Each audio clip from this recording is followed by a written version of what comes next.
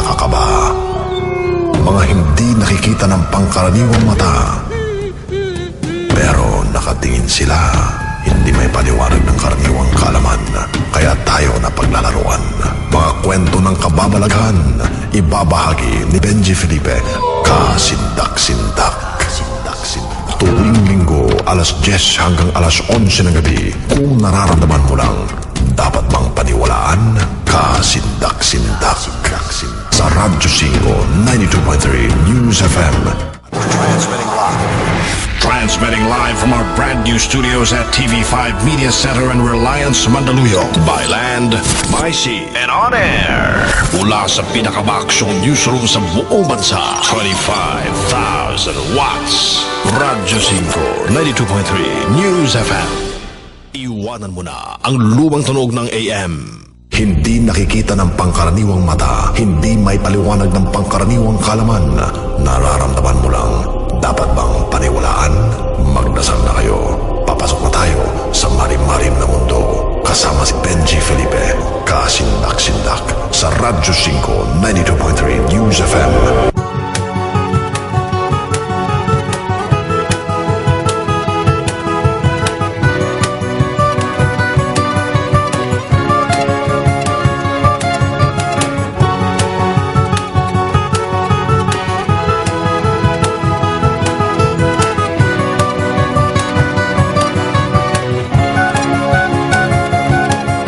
Saan ba galing ang ating tao?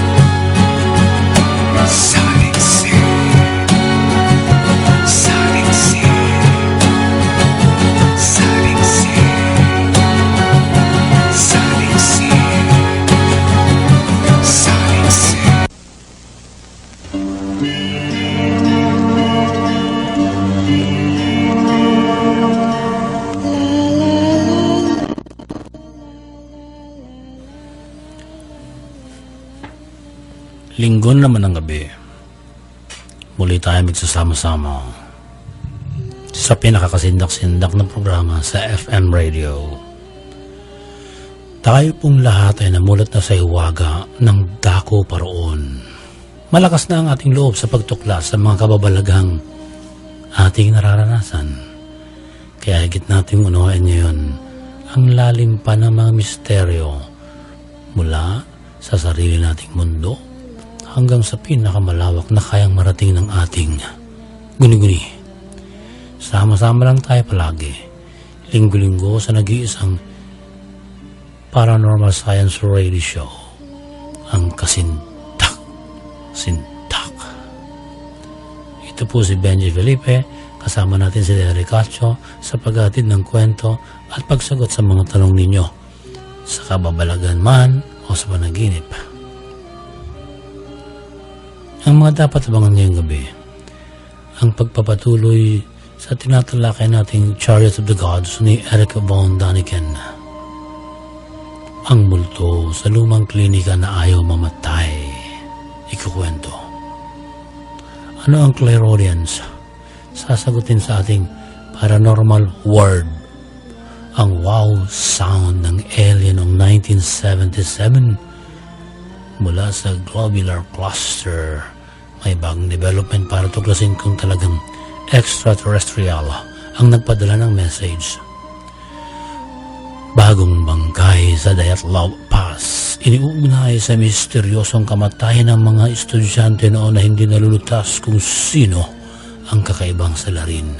Iuulat ng buhalang buhaya na hukay sa babaw na 3 inches lamang sa Sahara Desert. Abangan. 3 bolang bakal lumagpak sa Vietnam. Mula nga ba sa alien spacecraft ito? Higanting humanoid na naglalakad sa ibabaw ng ulap sa Austria. Nakuna ng larawan, silipin mamaya. Ano ang Ordo Templi Orientis Rituals? Ang tabayanan.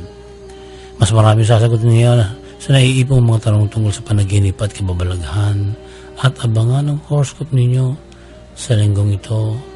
Ngunit kailangan pa rin magdasal tayo para gabayan sa pagtungo sa pook ng paranormal at supernatural world.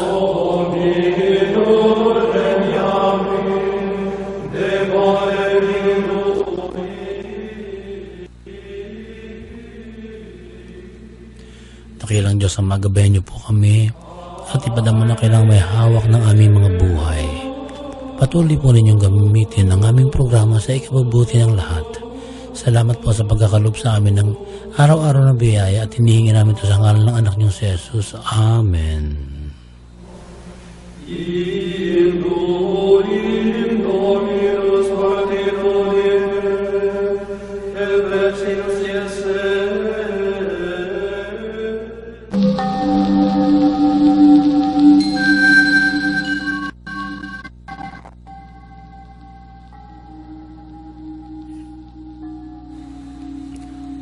Ang 10 kabanata sa Chariots of the Gods. Tinanlakay natin ang misteryo tungkol sa mga UFO at alien beings na susub sa kaisipan ni Eric von Daniken na tayo pala'y may lahing aliens. Ito ang nilalaman ng kanyang aklat. Halos 5 dekada na siya nag-iikot sa buong mundo para imbestigahan ang lahat ng hindi maipaliwanag na struktura, mga artifacts at mga hindi maipaliwanag na pagsabog, mga nakalibing na bangkay na tila hindi tao, mapa, sopistikadong baterya, computer astronomy, higanting paliparan at iba pang sinaunang palatandaan na may mataas na uri ng sibilisasyon ang planeta nating daigdig noong sinauna pa man.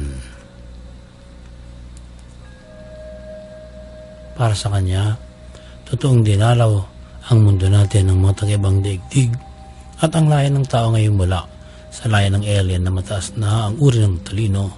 Isinulat niya ang aklat na ito 1967 at ipinalimbag ng 1968 at ang 10 kabanata.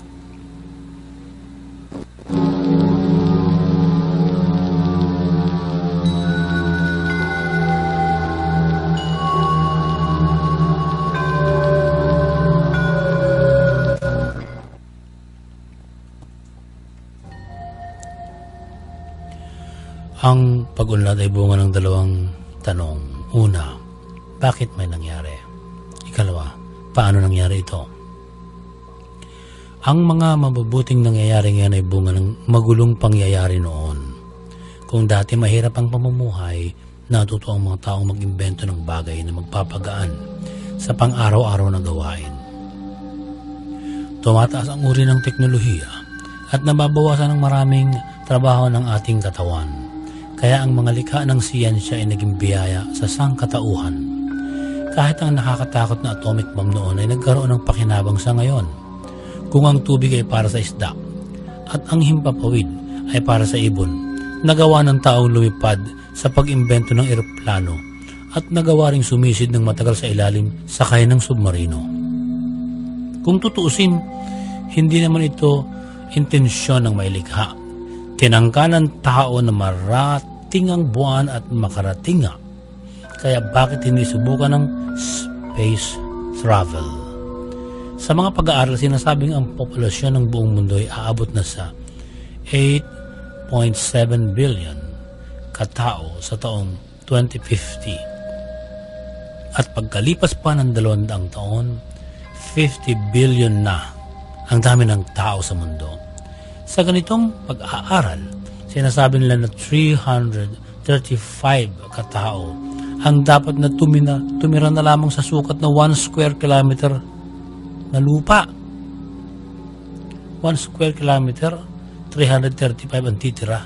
Sa ganitong panahon, kahit na ubusin na ang lahat ng pagkain sa dagat, hindi sapat sa dami ng tao na paparating sa ating mundo.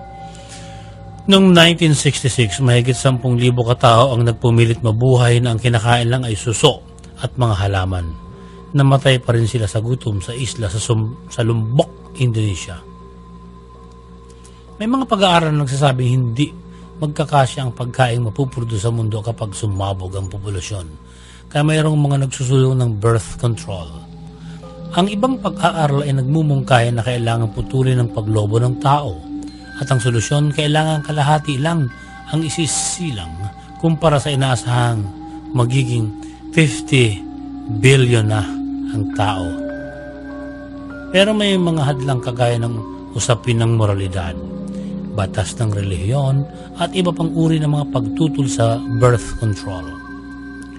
Mamarapatin pang mamatay ang milyong tao dahil sa gutom kaysa iligtas na lang ang mga isisilang na sanggol na mamamatay rin naman sa gutom.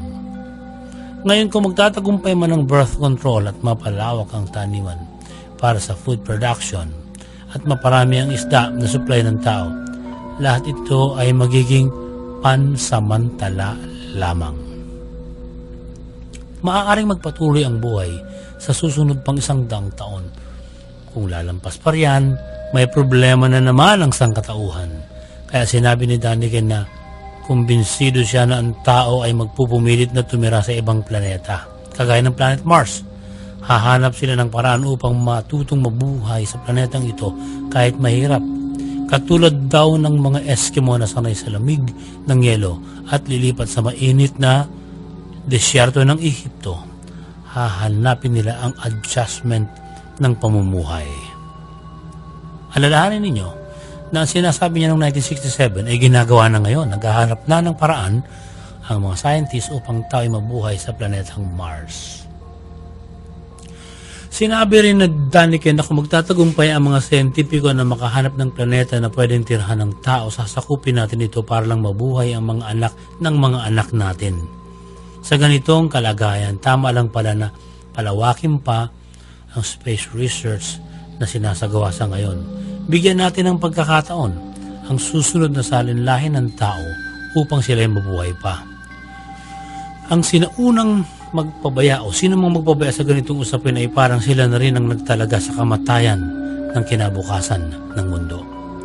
May mga nagbibigay ng kanilang pananaw. Ang bilyones na ginagasta para sa space research ay mas mabuti na gastusin na lang sa pangangailangan at kaunlaran ng tao. Sinabi ni Daniken na ang ganitong pananaw ay mali. Ang ganitong mga pagtulong daw ng malaking bansa sa malilit na bansa na pinililito na kawang gawa ay hindi naman totoong pagtulong lang. ang nakatagong motibo pa rin, lumikha sila ng merkado para sa kanilang mga industriya. Humigit kumulang 1.6 billion na ang mga daga ang kumakain ng 10 libras ng pagkain kada isa sa kanila taon-taon sa India. Hindi man lang naisip ng kanilang pamahalaan na lipulin ang mga daga kasi nga sagrado at sinasamba at pinoprotektahan ng ilang sumasampalataya ang buhay ng mga dagang ito. Mayroong 80 million na baka sa India na maraming gatas pero hindi pwedeng inumin at hindi rin sila pwedeng katayin dahil sa pag-uutos ng ilang relihiyon.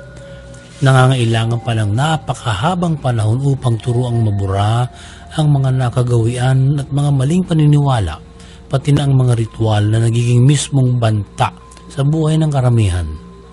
Mataas na ang uri ng teknolohiya. Lumiliit na ang buong mundo dahil dito.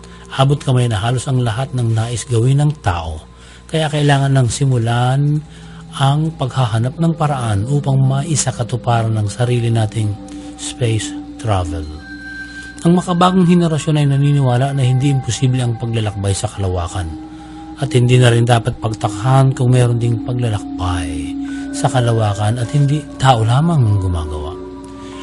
Sinabi ni Daniken na maging sa Pilipinas ay may mga nakita ng UFO.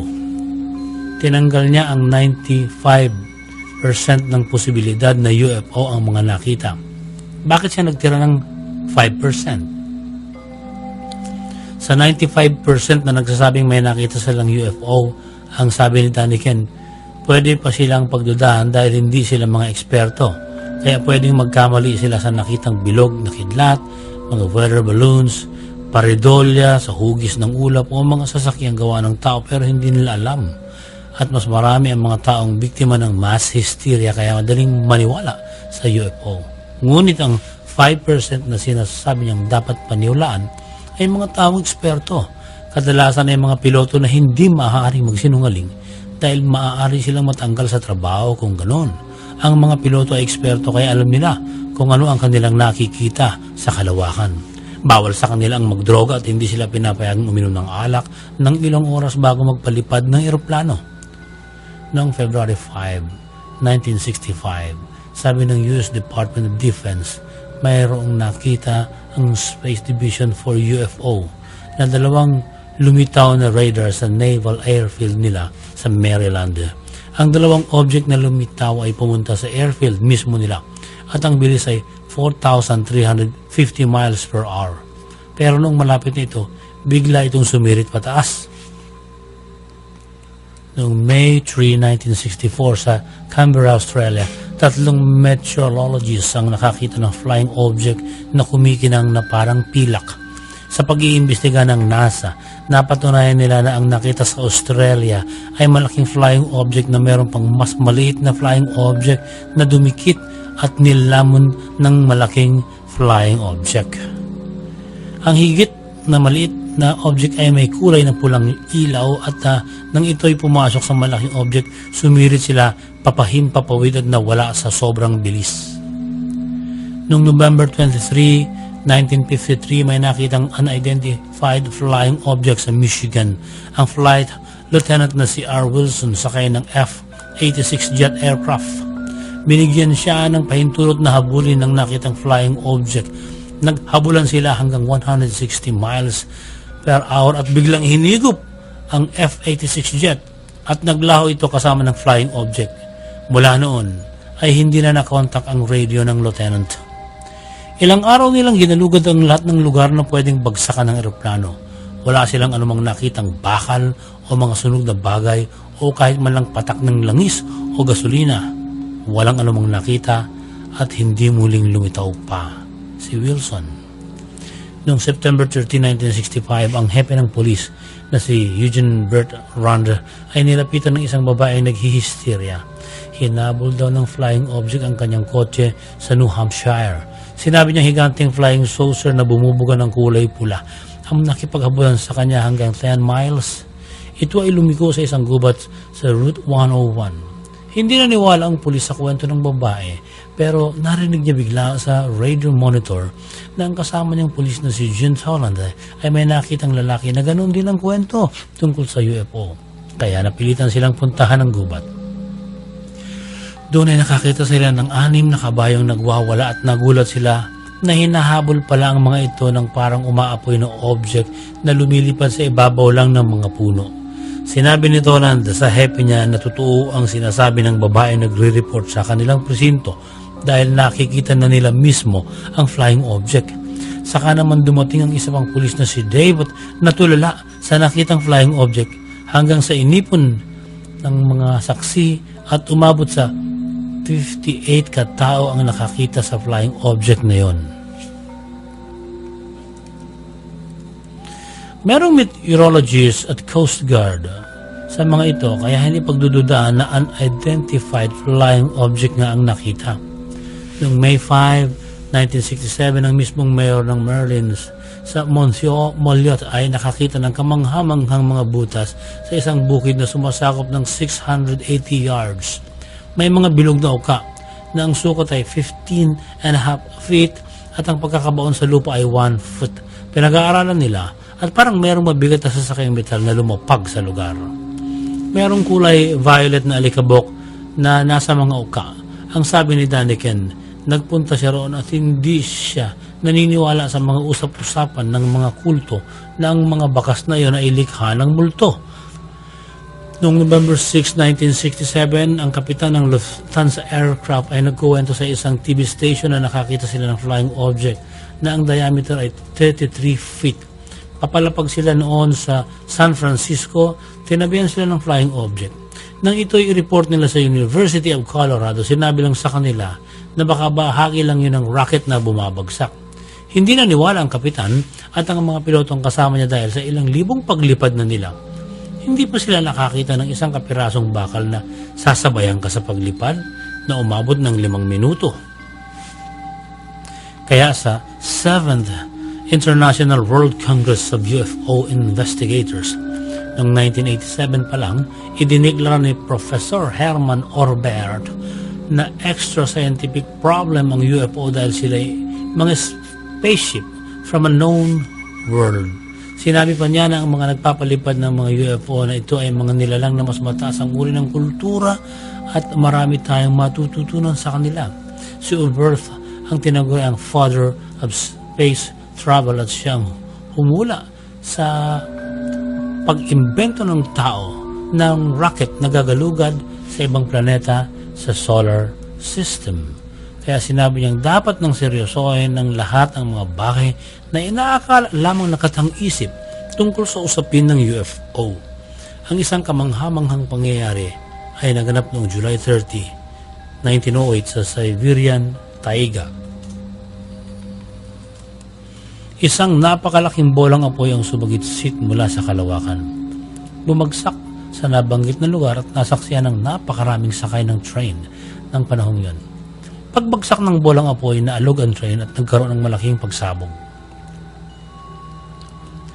Ang pagsabog ay umabot sa radius na 621 miles, isang pulutong ng usa ang biglang namatay agad. Lumipad ang mga tent ng mga nomads. Noong 1921, naglatag ng expedition si Professor Kulik upang imbestigahan ang pangyayari. Hinanap nila ang malaking uka na binagsakan ng higanting bolang apoy.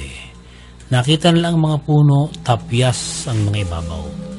Pagkakatapyas na parang nalagas lahat ng mga dahon hanggang sa noong malapit na sila sa pinakasentro ng binagsakan, ang mga puno ay nalagas pati mga sanga at nagmukhang poste na lang ng mga ilaw. At sa sentro kung saan bumagsak ang bolang apoy, nahuhugot ang mga ugat ng nakatanim na puno. Ngunit nang makita nila ang pinakamalaking uka na binagsakan ng bolang apoy, wala silang nakitang anumang uri ng bakal kahit nakakapiranggot lang. Walang anumang uri ng metal na palatandaang may sumabog na sasakyan. 2 taon silang nagukay. Umabot ng 118 feet. Wala pa rin silang nakitang palatandang may bumagsak na meteor. Hanggang noong 1963, ang Soviet Academy of Sciences sa pangunguna ni geophysician Zolotov ay gumawa ng pag-aaral gamit ang makabagong uri ng teknolohiya upang suriin kung ano ang nangyari. Napatunayan nila na ang bolang apoy na bumulusok ay isang nuclear explosion. Sinukat nila ang pwersang bumagsak at ito'y katumbas ng atomic bomb na 10 megatons. Paano nagkaroon ng nuclear arm noong 1908? Saan ito galing? Sabi ni Daniken, ang radioactivity sa pinangyarihan ng pagsabog ay doble kaysa sa ordinaryong pagsabog ng nuclear weapon sa ngayon. Sinasabi noon na ang Mars ay maaaring may buhay. Noong 1962 pa lang na ang Venus ay pwedeng tirahan ng tao. Kaya ipinadala ang Mariner 2 expedition upang mangalap ng impormasyon tungkol sa Venus at nakita na ang temperatura sa Venus ay 420 degrees Celsius. Sa init na ito, walang tubig na mananatili at kahit ang mga bato ay malulusaw. Pero ang pag-aralan, ang Mariner 4 na pinapunta sa planet Mars, may kaunting duda kung ito ba ay hindi kayang tirahan ng ibang nilalang. Sabi ni Daniken, pag-aralang mabuti ang 2 buwan na umiilog sa Mars. Ito ang Phobos at Deimos.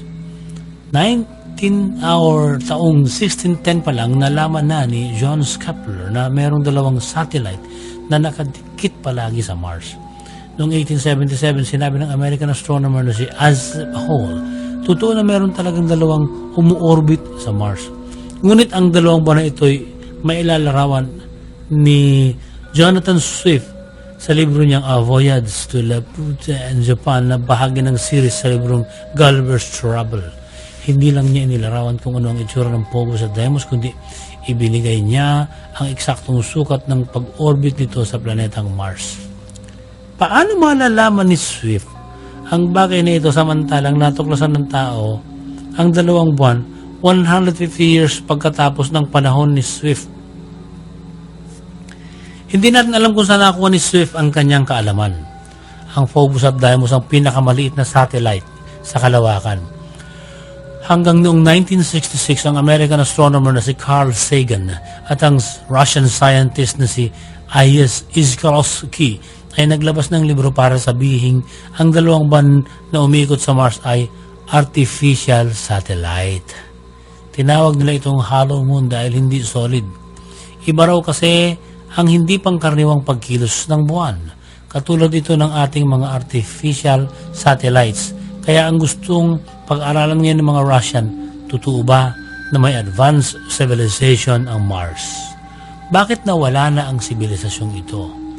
Lumikha ba sila o naghanap ng bagong matitirahan? Ang kanilang planetang Mars ang nagtulak sa kanila na maghanap ng ibang teritoryo dahil unti-unti na itong nawawalan ng oxygen? O kaya ay tinambaan ba ng isang malakas na cosmic impact ang Mars kaya naglaho ang kanyang sibilisasyon? Ang iba bang na buhay ay nakatakas sa Mars at napunta sa ibang katabing planeta? Sinabi ni Emanuel Velikovsky na mayroong higanting comet na bumulusok sa Mars at sa sobrang lakas ng impact nito ay nakalikha ng isang umiikot na planeta at ito ang Venus. Napatunayan sa pag-aaral ang Venus ay carbureted hydrogen sa kanyang ulap at napakataas na uri ng temperatura at kakaiba ang kanyang pag-inog. Sa ating planetary system, ang Venus lang ang pabaliktad ang pag-inog kumpara sa Mercury, Earth, Mars, Jupiter, Saturn, Uranus at Neptune. Kung ang pagsabog na ito ay totoong naganap sa Mars, pwedeng paniwalaan ng teorya na ang nakatakas nilang nilalang ay sa planetang Earth pumunta at hindi pwede sa Venus. Ang Martians ay mga higante at sila ay nakatagpo ng Homo sapiens sa planetang Earth. Kaya sa kanilang pakikipagtalik na buo ang semi-intelligent beings. Bakit mas higante ang nilalang sa Mars? Dahil magaan ang kanilang gravity, kaya hindi pigil ang kanilang paglaki kumpara sa Earth na mabigat ang higop ng gravity. Ang mga higanting ito na nakita rin ng mga sinuunang tao ay naisalin sa kwento ng kanilang mga panulat. Sila ay posibleng siya ring mga higante na nagsipagtayo ng napakalalaking istruktura na hindi kayang buhatin ng mga tao. Sila rin ang nagturo sa sinaunang tao kung ano ang kanilang kaalaman sa sining at kultura bago sila isa-isang nangamatay. At ngayon, nahuhukay na isa-isa ang kanilang mga buto para patunayang may nabuhay na mga higante noong sinaunang panahon. At dahil sinisimulan na nating hanapin ang sagot sa ating nakaraan, hinuhulaan ni Erich von Däniken na hindi hihinto ang tao sa pagtuklas sa kanyang nakaraan hanggat hindi nasasagot ang katotohanan ukol sa lahat ng ito.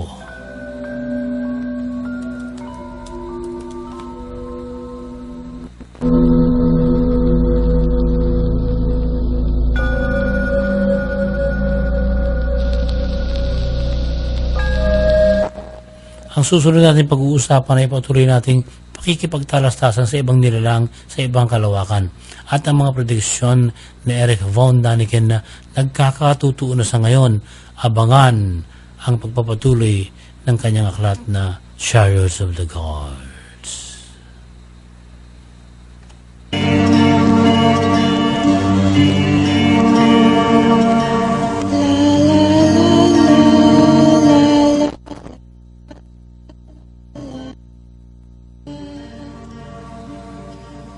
Sa nais magnegosyo sa tamang paraan lumugar, i-text ang pangalan at ang address sa 0920-903-0601 0920-903-0601. Yan po ang Royal Business Club. Marami ang hindi natakot sumubo kaya ngayon ay esensado na sila. Huwag kayong umatras kung gusto ninyong unlad. Handa kaming tumulong dahil marami na kami nakitang umasenso kaya sumama na kayo. Tatawag po sa inyo si Benedict Agabao para tayo ay magkaugnayan. At si Oji Puhida, ang masugid natin tagapakinig ay isa sa mga gagawa ng paraan upang lumawak pa ang ating negosyo. 0920-903-0601.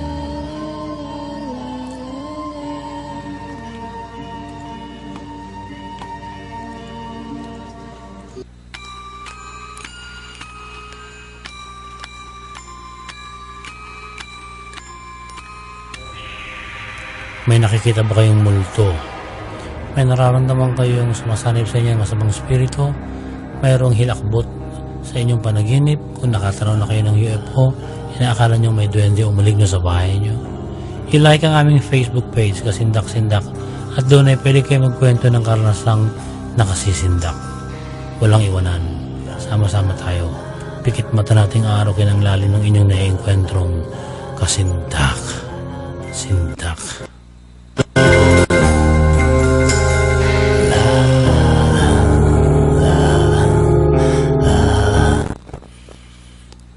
Magbabalik pa kami pagkaraan ng ilang paalala.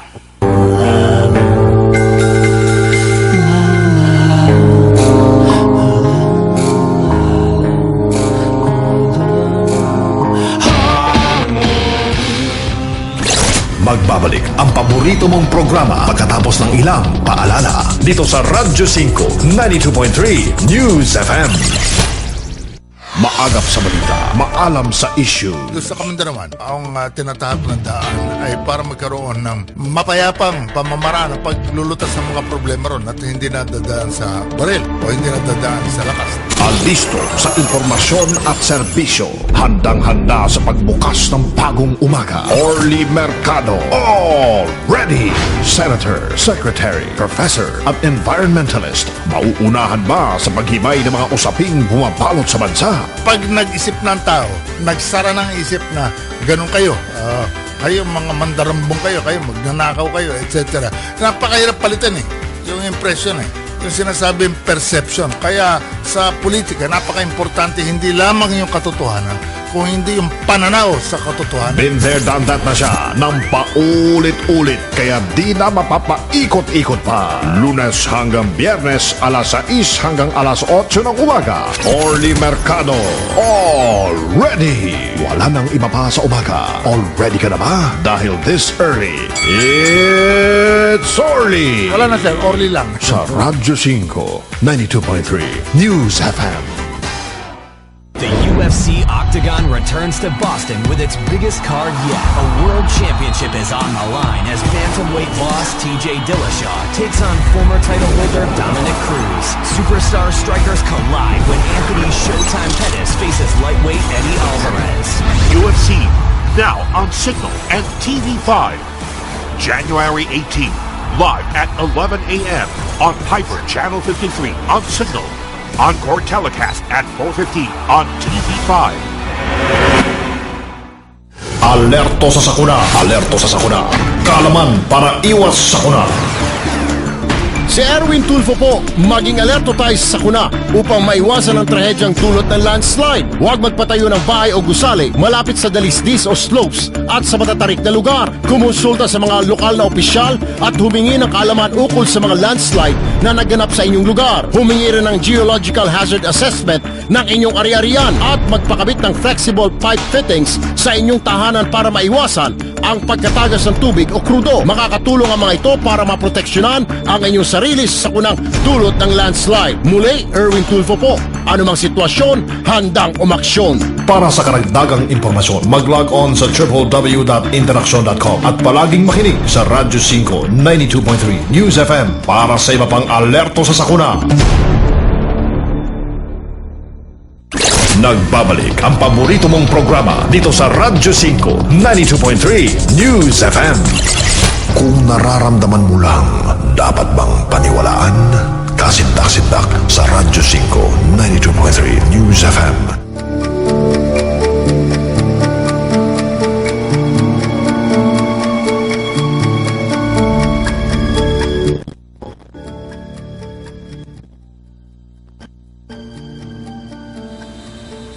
Ang mga ulat sa siyensya ihatid sa atin ni Lea. Noong 1977 may isang signal na hindi maipaliwanag ng astronomers mula sa kalawakan. Ito ay na-pick up ng telescope sa Ohio State University. Mula noon ay sinasabi nilang extraterrestrial ang nagparamdam sa planetang Earth. 4 na dekada makaraan ito, may nais patunayan ng isang astronomer na si Antonio Pari. Professor siya ng astronomy sa St. Petersburg College sa Florida, USA. Susubukan niya ang teorya na hindi ET o extraterrestrial ang may likha ng tunog na nakilalang wow sound noong unang pag-aralan nito ng astronomer na si Jerry Eman. Sa taong 2017 hanggang 2018 daw kasi ay mayroong 2 kometa na magkakalapit at sa teorya nga ni Paris, nagbubuga ang 2 ito ng gas. Gusto niyang tiyakin na ang pagbuga ay nakalilikha ng tunog. Kapag ang tunog ay katunog ng wow sound, ibig sabihin hindi alien being ang may gawa kundi natural flow ng elements sa galaxy. Ang lugar kung saan nanggaling ito noong 1977 ay tinatawag na globular cluster sa constellation ng Sagittarius. Nitong nakarang linggo ay pinaksa natin sa globular cluster na posibleng maraming ibang nilalang na nagkakaroon ng komunikasyon sa isa't isa dahil magkakalapit lamang sila sa kani-kanilang planeta. Ano ang mapatutunayan ni Paris sa pagitan ng taong 2017 hanggang 2018? Abangan natin. Silipin ang dating wow signal na natuklasan sa Facebook page ng Kasindak-Sindak. Samantala kung naalala ninyo ang dati nating paksang ukol sa Dyatlov Pass na nananatiling isang misteryo, may bagong misteryo uli sa bundok na ito. Noong 1959 ay may 9 na estudyanteng hikers na nangamatay sa paraang hindi maipaliwanag. Ngunit ang mga palatandaan ay kasindak-sindak. Nawala ang 9 matapos ang trek nila sa Ural Mountains. Nakita ng rescuers ang tent nila na may laslas mula sa loob at hindi sa labas. Ang mga gamit nila ay sabog-sabog at may bakas na mga paa nila na papalayo sa campsite. Ang ibang bakas ay hindi tatak ng apak ng sapatos kundi nakamedyas lang. Natunton sa layong 1.5 kilometro ang 5 sa 9 na estudyante at pawang patay na. Ang isang bungo ay basag. May mga nabalian ng tadyang at ang isang babae sa grupo ay tanggal ang dila. Hindi agad natunton ang 4 nilang kasamahan. Makalipas ang 2 buwan ay nakita rin sila napawang mga patay rin. Ang nakatala sa Criminal Investigation Report, their deaths are caused by an unknown compelling force. Ngayon, ay may bagong nakitang bangkay ng isang 50 anyos na lalaki sa lugar kung saan naganap ang misteryosong pangyayari sa 9 na estudyante noon sa Dyatlov Pass. Sino siya? Siya ba ay may alam sa nangyari noon sa Siyam? Siya ba ay isa rin sa biktima sa pangyayaring misteryoso? Iimbestigahan pa ng otoridad para sagutin ito. Isang dambuhalang buwaya ang nahukay ng archaeologist na kilala sa scientific name na Machimosaurus rex sa Sahara Desert. 30 feet long ito at 3 tonelada ang timbang na nabuhay raw noon pang 130 million years ago. Kasing laki ng bus ang buwaya, sabi ng isa sa researchers na si Federico Fanti. Alam niyo ba na nahukay nila ito sa ilalim o sa lalim lang na 3 inches sa Tunisia?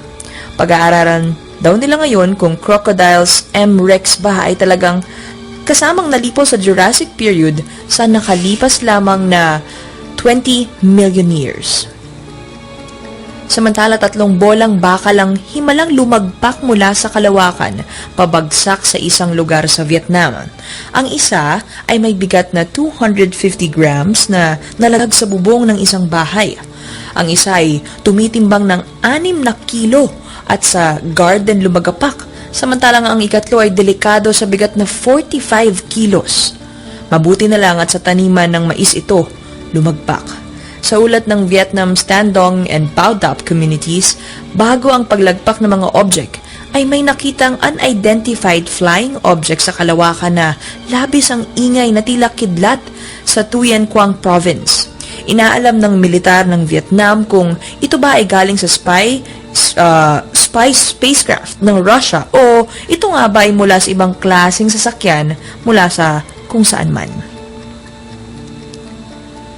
Isang kasindak-sindak na larawan ng isang higanteng tila robot na naglalakad sa ibabaw ng isang ulap ang nakuna ng isang pasahero ng eroplano na si Nick O'Donoghue.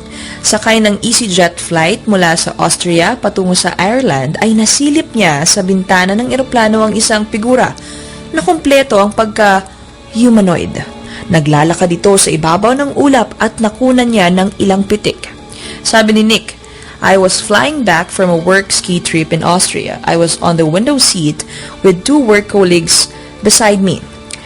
They were talking like crazy and I was gazing out the window. As you do, I could see this figure in the distance in front of us, and then as we flew closer, this shape appeared. Hindi niya raw maipaliwanag kung ano ang nakita niya, basta kinunan niya para nga may ebidensya siya. Silipin niyo po mamaya sa Kasindak-Sindak Facebook page at ipopost namin ang larawan.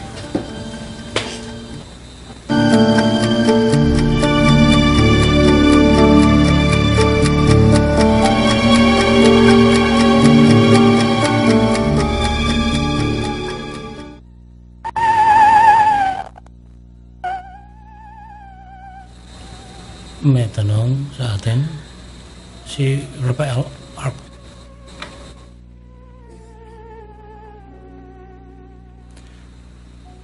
Sabi ni Rafael, Sir Benji, sa lahat ng cast ng Kasindak-Sindak, pwede bang pakitapik kung meron lang pong tsansa yung tungkol sa buhay ni Edward Billy Meyer at ang kanyang revelations, especially po yung contact niya with J. Manuel. Salamat and more power.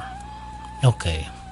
Si Billy Edward Albert Meyer ay sinilang sa Bülow, Switzerland noong February 3, 1937.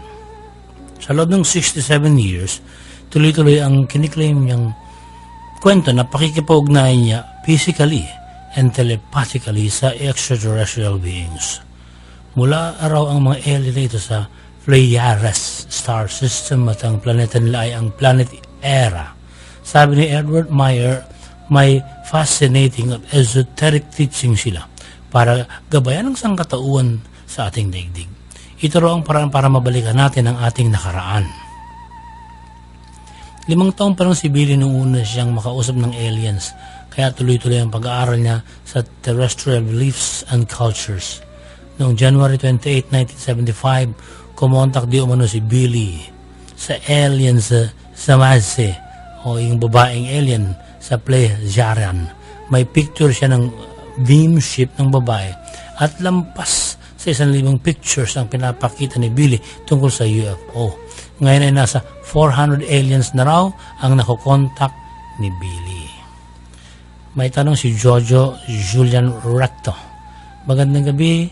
I-ask ko lang kasi mahigit 1 taon na akong nakikinig at hindi ko pinalalampas ang bawat ere nyo sa radyo linggo-linggo. Pwede po bang itapik nyo ang Templi Orientis? Yun ang nangunguna raw po sa Top Secret Society. Thanks and more power, Ma'am Dea and Sir Benji. Alam mo, Jojo, may idea na ang occult magician na si Aleister Crowley na binansagan din The Great Beast 666 ay nagsimula di umano ng organization sa Hollywood at ang entertainers ay marami na tagasunod niya. Ito ang Ordo Templi Orientis. Halos secret society na rin to na ang pattern ay Freemasonry at Illuminati. Actually, pinagsama raw ni Crowley ang dalawang ito sa kanyang Ordo at ang slogan ay gawin ang nais at ito ang magiging kabuuan ng isang batas. Ang kanilang practice ay occultism, satanic ideals at Freemasonry. Tinutulak nila ang ideyang New Age na nagsasabing man is more powerful than God. Sina Jay-Z at Jimmy Page ng Led Zeppelin ay miyembro ng Auto Cult di umano. Ang bahay ni Page sa Scotland ay binili ni Crowley para doon magdaos ng ilang rituals gaya ng pagtatawag sa Spirit of the Dead. Sabi naman ni Mark de la Paz, good evening, ask ko lang po na naginip ako. No, na naginip po kasi yung kapatid ko at mama ko na nalulunod daw po yung papa ko. Ano po kayang ibig sabihin nun? Okay, Mark, yung panaginip na yun ay nagpapahiwatig sa isang sitwasyon na hindi na nila makakayanan pang kontrolin. May ugali, ang iyong kapatid at yung mama na nakikita na yung ugali ng kapatid mo o ng mama mo may kapareha na nakikita dun sa tatay mo, no? Maaring isa itong aspeto ng pamumuhay nila na nawala sa kanila. Kumbaga, hindi na nila ma-differentiate kung sino ba yung dating yung ugali ng kapatid o yung nanay. Sabi ni Jean-Louis Gapper, paano po nagawa ng sinaunang tao ang Nazca lines? Wala pa namang sasakyang panghimpapawid noon. Pero kung titignan mo maayos ang pagkakagawa, more power sa programa nyo. John, isa nga ito sa tinalakay natin sa aklat ni Eric von Daniken, di ba? Na alien beings ang gumawa at yun ay paliparan ng aliens. Ayaw niya magpabanggit ng pangalan. Anong ibig sabihin ng dream ko na nagalit po yung tito ko sa pinsan kong babae dahil inaasar siya nito? Tapos hinabol po ng tito ko ang pinsan ko ng pamalo at para bang gustong-gustong patayin ng tito ko yung pinsan ko. Nakakatakot po kasi. Okay, yung nasaksihan mo sa panaginip ay may kinalaman sa hindi mo pag-aksyon sa problema na naririyan na. Kumbaga, tinatalikuran mo ito pero lapit pa rin ang lapit yung problema, no? Gustong ipabatid din ng yung subconscious mind na ayaw mong magkaroon ng responsibilidad na magkaroon ng kusang palo sa pagresolba nito. Sabi ni John Mark Arenque, Sir Benji, pwede nyo bang itapik ang Lost Gospels at saka yung Holy Bible at ang nawawalang 18 years na kwento ng Panginoong Jesus? Tatanungin ko po kayo sa meaning din ng aking dream. Paglabas ko ng bahay, biglang isang gubat ang aking nakita. Pinasok ko ang gubat, may puting tigre. Humarang sa akin. Hindi ako kumibo. Tinulugan na lang ako ng puting tigre. Marhay na banggi. Bago mo sagutin yung kanyang tanong tungkol sa panaginip. Alam mo, Mark, maganda yung paksa ng The Lost Years of Jesus Christ. Pero ang babala, tatalakayin ko ito, ngunit marami ang Katoliko magre-react doon sa pagtalakay na ito at maaaring mainis sila doon sa sumulat ng libro. Pero maganda rin pag-usapan para lumawak ang ating kaalaman. Yung panaginip niya. Okay, tungkol naman sa panaginip mo, John Mark, ibig sabihin kailangan mong ipamalas yung abilidad mo sa pagiging leader o pinuno, no? Anumang klaseng leadership roles ay dapat mo nang gawin dahil nagre-representa ito ng pagkakaroon ng lakas ng loob at yung pagkakaroon mo ng bilib sa sarili. Sabi ni Diane Joy Mendoza Oluhado, Kuya Benji, solid niyo po akong tagapakinig. Thank you. Nais ko itanong ang tungkol sa panaginip ko. Nasa ilog po ako umagos ng tubig. Nakatayo kami ng asawa ko. Kasama ko ang dalang anak at yung panganay ko. Tumawid sa ilog. Mag-isa ang bunso ko at ang asawa ko sumakay sa kabayong sumundo sa kanila. Pinilit nilang sumama pero di ako sumama. Iniwan po nila ako. Tumakbo ang kabayo hanggang sa di ko na sila matanaw. Isang taon na lumipas at naghiwalay kami ng asawa ko. Dala niya ang bunso ko at ang pangalay ko ay iniuwi ko sa amin. Yun, ay kwento nga ni Joy. Kasi yung panaginip mo, sumisimbolo sa kasalukuyang nararamdaman mo sa waking life. Marahil yun yung nararamdaman mo dahil nga naghiwalay kayo ng iyong asawa, no? Sa isang school of thought ng dreams, maaaring sinasabi ng iyong diwa na emotionally unsettled ka kasama ng iyong pamilya. So, suriin nyo nga mabuti kung ano ba yung dapat yung maresolba. Ano ba yung dapat sagot. Sagot dun sa problema ng pamilya. Mga pinagdadaanan kayo. Ganon. Si Angelo Gabriel Ignacio, nagpadala ng larawan. So, ito yung larawan. Medyo madilim. Nakita ko na to kanina. Tingnan nga natin kung ano yung pinagdala ni Gabriel. Ano ang gusto niya itanong sa larawan na yan? May binilugan siya kanina. Ano yung... Medyo malabo nga lang kasi madilim. Tapos hindi rin natin may enhance yan. Sa bintana daw parang may nakasilip. Sobrang itim ng buong paligid. Bakod lang nakikita namin kaya mahirap intindihin kung ano ang ibig sabihin. Sabi ni Romeo Alcantara, itatanong ko lang kung ano ang pinagkaiba ng nakakakita ka ng multo o guni-guni mo lang. 3 elemento ang dapat tandaan, Romy, para matiyak na multo ang iyong nakikita. Una, kaya nga like kong sinasabi, na pag nakita kayo ng isang kababalagan, huwag kayong lumayo, huwag kayong tumakbo. Lumapit kayo. Halimbawa, sa harapan mo may lumitaw na multo. Kung iniisip mong multo, hindi ka sigurado. 3 ang elemento para malaman kung multo siya.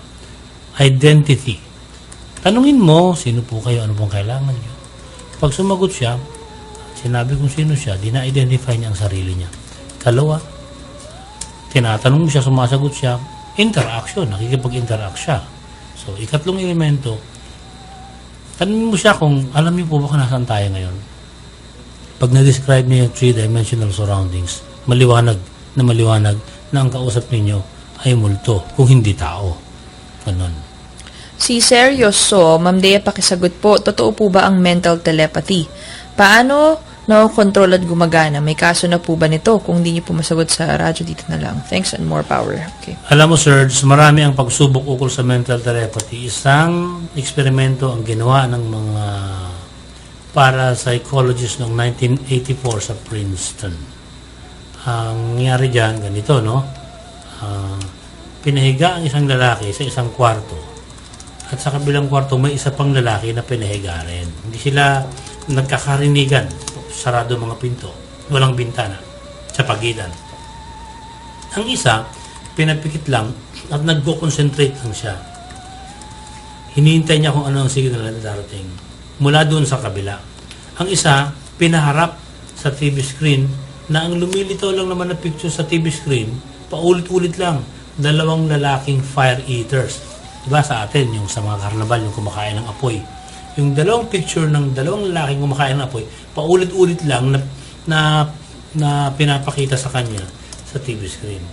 Iniisip ng lalaki na nakakakita doon sa fire eater na dapat ito yung signal na makarating sa kabilang kwarto para maintindihan ng nakapikit na lalaki sa kabila kung ano yung kanyang nakikitang larawan. Pagkatapos ng eksperimento, sinabi nung naroroon sa kabila na nakapikit lang, ang signal daw na dumating sa kanya ay ganito. Isang karniwang puti at maingay na tunog tubig na naging tunog apoy. Yung karniwang puti na maingay, siguro ito yung static ng TV, no? Parang nakita niya raw ang picture ni Mahatma Gandhi habang sinusunog ang bangkay. Ibig sabihin, nakita niya na may apoy, no? Ang apoy daw na nasa picture na nakikita niya ay hindi kaaya-aya, pero parang hindi raw naman mainit. In short, hindi kaaya-ayang tingnan kasi baka mapaso yung 2 tao. Pero, hindi mainit kasi alam naman natin na basa yung bibig. Pag pinasok doon yung apoy, hindi naman talaga naiinitan yung kumakain ng apoy. So, yung impression na ipahatid sa pamamagitan ng mental telepathy, ang larawan nga lang hindi masyadong naging kumpleto. Malinaw na ang iniisip ng nasa harap ng TV na picture na itawid niya sa lalaki nakapikit sa kabilang kwarto gamit ang kanyang mental telepathy. Si John Clement Manalansan, Sir Benji, pwede po bang pakitalakay ang mga naiwan na kayamanan ni General Yamashita during World War II dito sa Pilipinas? Pakitalakay na rin po kung ilan na yung nahanap at yung hindi pa nahahanap. Matagal na ako nakikinig sa programa niyo at maraming salamat. More power. Alam mo, John Clement, panahon na para malaman ng lahat na isang kasinungalingan na ang Yamashita Treasure ay nasa Pilipinas. Hindi totoong narito pa ang treasure kasi kinuha ng CIA noong 1945 ang Yamashita Treasure pagkatapos ng World War II. Inilagay nila sa vault ng Pentagon at naroon yung mga dokumento na nagpapatunay na kinuha talaga nila. Pero alam niyo ba ang halaga lang ng lahat ng ginto ni Yamashita na nakuha ng Amerika at itinago sa Pentagon ay $2 million lamang. Sa bagay nung panahong yun, 1945, malaki ang 2 million. Ano ang ginawa nila? Ang kalahati patuloy nilang tinago. Ngunit ang kalahati ay ibinalik nila sa Japan sa pamamagitan ng pag-utos sa isang prisoner of war na pinalaya nila at pumayag. Inutusan nila na magtatag ng pro-American group sa Japan gamit ang $1 milyong. Ang mga gintong yun naman kasi kinulimbat ng mga Hapon sa China noong gera. Kaya kung tutuusin, hindi rin naman yun sa kanila. So, ang mga nagpapatunay daw na mayroong Yamashita Treasure dito, sila yung mga nanlilin lang upang makwartahan yung mga naniniwala. Okay, si Jenny Rose Garado. Good evening, kasendak-sendak. Tanong ko lang, yung tungkol sa panaginip ko, namatay daw po yung mama at ate ko. Tapos pag uwi ko raw ng bahay, yung ate ko lang po yung nakaburol. Sana'y masagutin nyo. Sobrang nakakonfuse pa rin ako. Thank you and God bless. Jenny Rose, sagutin mo yung tanong ko, no? Ano ba yung mga gusto mong katangian sa yung ina at kapatid? Kasi once na masagot mo yun ang pagkatao na wala sa iyo. So, kailangan mo ma-acquire. Sabi ni John Anthony Teodosio, hello, natatanong ko sana kung paano manalaman ng taong namayapa na ay nasa impyerno, purgatorio at langit. Sa pag-aaral namin sa paranormal, John, walang purgatorio. Ang langit ay nasa puso at diwa ng tao at ang impyerno ay nasa pag-uugali ng tao. Si Ryan Magdadaro. Good evening, Sir Benji. Si Ryan Magdadaro po ako ng Cebu. Ask ko lang anong ibig sabihin ng panaginip ko na nakasakay po ako sa motor ng pinsan ko. Ngunit gusto rin po nila na isakay ko sila. Nung kaya kahit puno na yung motor, isinakay ko pa rin. Pinatakbo ko pa rin kahit napakahirap. Salamat, kasendak-sendak, and more power. Ryan, nais lang yung subconscious mind na magliwaliw pansamantala dahil nga sa toxic life na yung nararanasan sa waking life. At marahil ikaw ay nagmamadali palagi kaya hindi ka na basta-basta nakakapag-relax. Sabi ni Lance Rush, kasindak-sindak, sana mabasa niyo ang message ko. Namimiss ko nga ang some episodes ninyo kasi siguro wala siyang radyo. Pwede bang pakita ka ng spiritual death? Sino-sino ang mga detalyadong pangalan sa buong mundo? Ang mga tao naka-experience ng ganito. Ano ang palatandaan na ang mga tao ay wala ng mga espiritu sa kanilang katawan? And related to this topic, yung dark earth, dark plasma life form, carbon-based life form na nilalang. More power, sana magtagal ang programa nyo. 4 years na ako nakikinig sa inyo. At by accident kasi way back to 2012 po, na i-tune in ko sa News app, ang mga radyo ko din all the time. Every Sunday nahihinig na ako. Maraming salamat, Lance, sa pagsubaybay mo sa amin. Pero sa dami ng mga itinanong mo, hahanapin namin isa-isa ang mga paksang ito. Yung iba kasi natalakay na babalikan namin at siguro isa-isahin pa rin nating talakayin kung mabibigyan tayo ng sapat na oras. Salamat sa iyo, Lance Rush. Si Daryl Magno na naginip po ako, may barilan po yung eksena sa panaginip. Tapos nakita ko po yung office mate kong buntis. Binaril ko raw yung tiyan niya. Okay, Daryl, yung panaginip mo, indikasyong marahil kailangan mong mag-set ng goal, no? Yung pangarap mo sa buhay at kailangan asintahin mo yung pagkakataon upang makamit mo nga ito. Sabi ni Obet Pangilinan, taga Bulacan, nung na-ICU ako dati, nakakita ako ng maraming kulay na sumusunod sa akin. Nakita ko na nakasakay ang kaluluwa ko at nakita ko umiwalay unti-unti ang kaluluwa ko sa katawan ko. Ano po kaya yun?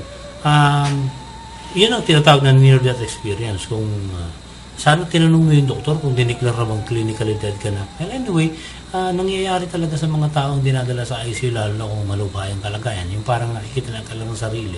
At yung iba ay nakapaglalakbay ng malayo. Yung iba naman, doon lang, pinagmamasdan lang yung kanilang sarili. Magandang experience yun, no? Pero hindi natin gusto maulit pa. Dahil baka mamaya, hindi na bumalik yung kaluluwa, di mamamatay tayo. Si Michael Perez, ano po ba yung kwento ng Babushka Lady? Okay, Michael, yung Babushka Lady, ang babaeng binansagan na Babushka Lady, nung kasalukuyang pinagkakaguluhan ang katawan ni US President John F. Kennedy dahil nga binaril siya sa Dallas, Texas taong 1963, may isang babaeng nakuna ng picture ng mga taong may hawak ng camera noon at pumipitik rin. Sa lahat, halos na nakita ng picture ng babae na nakasuot ng brown coat, may scarf sa ulo na babushka, no? Kaya siya tinawag na Babushka Lady. May hawak siyang camera at pinipitikan niya ng malapitan ng katawan ng naghihingalo noong Pangulo. At napag-aralan ng Federal Bureau of Investigation o FBI na pati sa mga video footages nga na hindi umalis ang babae kahit wala na ang mga usisero sa lugar. Nakita siyang umalis kalaunan patungo sa Elm Street. Minarapat ng FBI na manawagan sa publiko na lumitaw siya at dalhin ang mga kuha niyang larawan kay JFK para makatulong sa investigasyon, pero hindi siya nagpakita. Kaya hanggang sa kasalukuyan ay walang nakababatid kung sino nga ba itong si Babushka Lady. Bakit siya nasa crime scene? Para mangalap ng ebidensya at bakit nga raw ayaw niyang magbigay ng kanyang mga kuhang larawan? Tanong na walang maisagot ang otoridad. Si Miss Reyes, hi po, alam ko na nabibigyan niyo ako ng sagot sa aking panaginip every Sunday. Nakikinig ako na naginip po ako na naging aso ang boyfriend ko. Para na maiwasan niya po ang asawa niya, pag lumapit po siya sa akin, bumabalik po siya sa pagiging tao.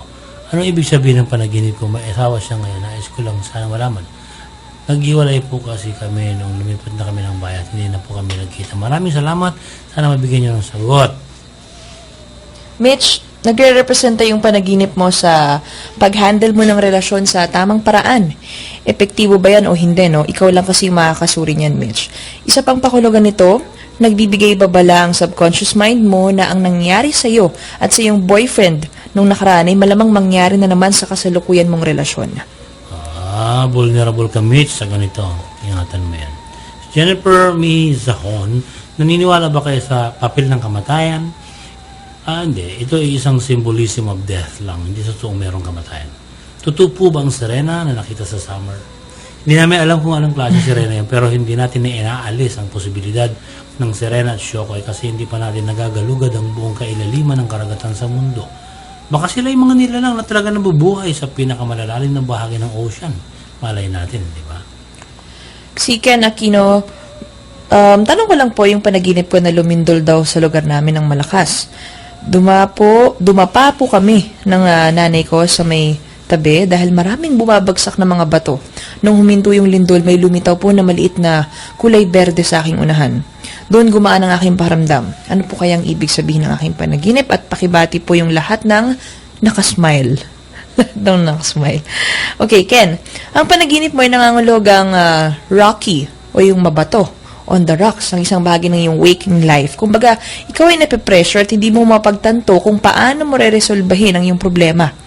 Pakiramdam mo, Ken, no? Parang pasan mo yung daigdig sa sobrang bigat ng suliraning dinadala mo. Sabi ni Mike Francis Duran, bago lang akong tagapakinig at first time kong ma-addict sa radyo.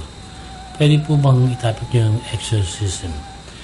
Ang magandang halimbawa rito, Mike, sa paranormal study natin, yung exorcism of Emily Rose. Hahanapin namin ang paksang ito at ikukwento namin para sa'yo. Kasi mauunawaan nyo ron kung ano yung mga mali at tamang ginagawa sa mga taong may sakit pala. Ganon. Si Chester Austria, good evening. Tatanong ko lang tungkol sa aking panaginip. Nasa Batanes daw po ako nang biglang lumindol. Umakyat kami ng mga taga-roon sa building 16th floor. Kaliwat kanan po yung pagtagilid ng gusali pero napunta naman po ako ng Batanes. Wala po ganong kataas na gusali doon at sandali pa, nagka-tsunami na halos tumubog yung buong isla ng Batanes. Kitang-kita ko po yung dagat. Halos lamunin na yung buong isla. Salamat at sana'y marami pang bagong taon ang dumating sa programa niyo. Marami po akong bagong natututunan at nalalaman sa Kasindak-Sindak every Sunday. God bless, good health, and more power. Okay, salamat Chester. Yung panaginip mo ay nagre-representa sa biglaang pagbabago na nararanasan mo sa iyong waking life. Nakararanas ka marahil ng nerbiyos o pag-aalala sa pagbabagong ito.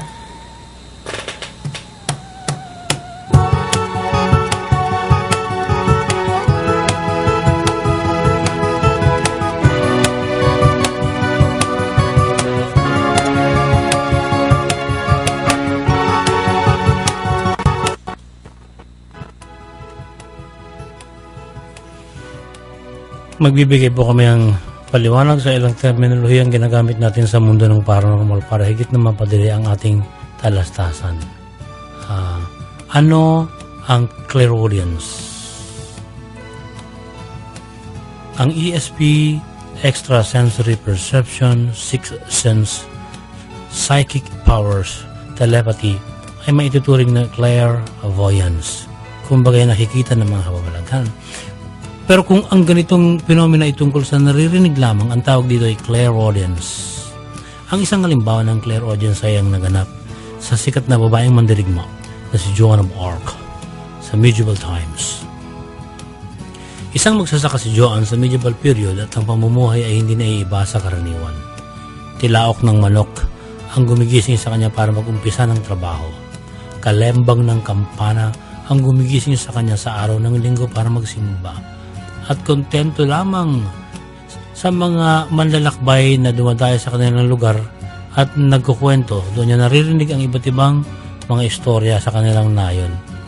Pero nabago ang karaniwang buhay ni Joan nung siya ay magdalaga. May tinig siyang naririnig sa edad na 13 anyos. Kalaunay sinasabi ni Joan na ang mga tinig ay mula sa mga santong sina Saint Michael, Saint Margaret at Saint Catherine. Ang mga mensahero ay mula sa Diyos at nag-uutos at nagsasabi ng magiging kapalaran ni Joan. Sabi ng tinig, kahit babae si Joan ay siya'y mamumuno sa mga sundalo ng Britain sa paglusob sa Orleans sa taong 1429. Sinabi rin masusugatan sa digmaang ito si Joan. Nagkatotoo ang sinabi ng tinig.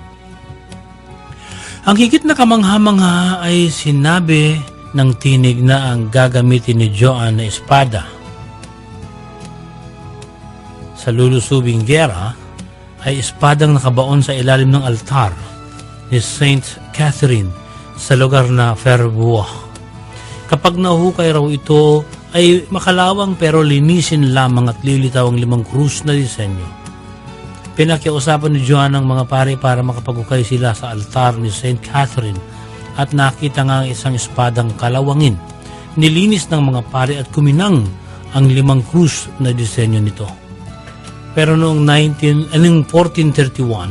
2 taon matapos niyang pamunuan ng tagumpay ng English people, kinasuhan siya ng English Ecclesiastical Court sa kasong witchcraft at heresy. Witch dahil hindi niya maipaliwanag kung bakit alam niya ang nagaganap sa inaharap, at heresy dahil galit ang simbahan sa mga taong sinasambit ng Diyos sa kakaibang kababalaghang nagagawa nila. Noong bibitayin na siya, may tinig na nagsabi kay Joan na huwag itong matakot sa kamatayan na bunga ng kamartiran dahil ito rin ang magdadala sa kanyang pangalan sa kabanalan. Makalipas ang 500 years o 5 sentenaryo na sinunog ang kanyang bangkay, idiniklara ng mismong simbahan na humatol sa kanya na siya pala ay dapat maging isang santo. Ang kwento ng kababalagan sa buhay ni Joan of Arc ang isang halimbawa ng clairaudience. Sa mga nais magnegosyo, tawagan ang 0920-903-0601. Kukontakin kayo dito ni Benedict Agabao. Ito ang Royal Business Club. Marami ang hindi natakot sumubo kaya umasenso na sila. Huwag kayong umatras kung gusto nyo umunlad. Si Oji Puhida na taga Del Monte, Bulacan ay isa sa mga kasama namin ngayon na gusto magnegosyo rito. Nakikinig siya palagi. Maraming salamat po. At ibibigay muna natin ngayon Ang horoscope para sa linggong ito.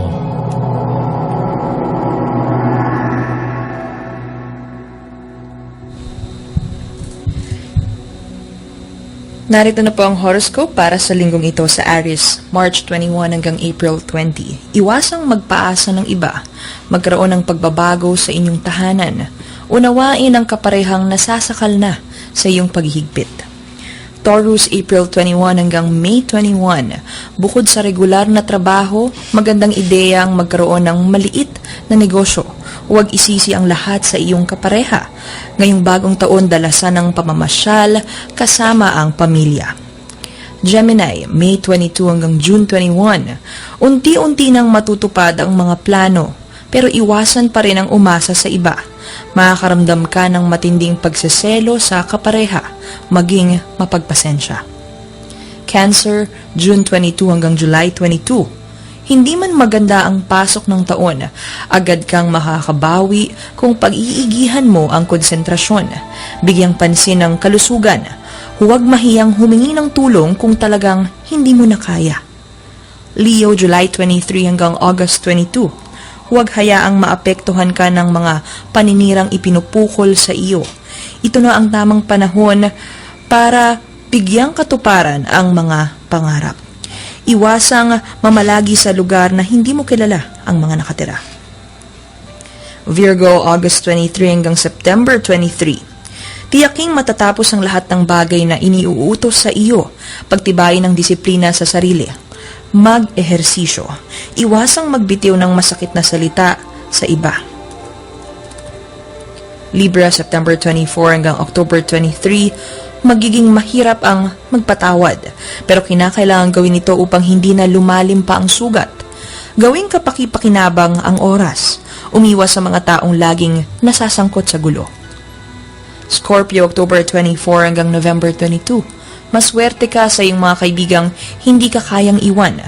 Huwag masamain ang mga hindi kagandahang komento tungkol sa iyo. Matutong makontento sa kung ano ang meron ka sa ngayon. Sagittarius, November 23 hanggang December 21. Makakaraos ka sa problemang matagal mo nang dinadala. Isang tao ang sasama ang loob sa iyo dahil hindi mo natupad ang isang pangako. Huwag magpabigla-bigla sa pagdedesisyon. Capricorn, December 22 hanggang January 20. Maging inspirasyon sa iyong kasintahan at hindi isang masamang impluensya. Huwag magpadaig sa taong naninira sa iyo. Ingatang mabuti ang kalusugan. Aquarius, January 21 hanggang February 19. Iwasang sabihin kung kani-kanino ang mga sikreto. Huwag tiisin ang anumang nadaramang sakit. Gawing bukas ang iyong isipan sa paliwanag ng sinumang nagkasala sa iyo. At Pisces, February 20 hanggang March 20, huwag abusuhin ang sarili sa sobra-sobrang trabaho. Magtiwalang malalampasan mo ang anumang kakaharaping problema. Iwasan ang pagiging masyadong mahigpit sa mga kasama sa bahay, sa trabaho o di kaya'y sa iyong kapareha. Sa lahat po ng mga gustong sundan ng aming horoscope, i-upload namin sa Kasindak-Sindak Facebook page mamaya lamang. Abangan po ninyo ang iba pang mga pinangako namin i-upload para sa inyong kasiyahan.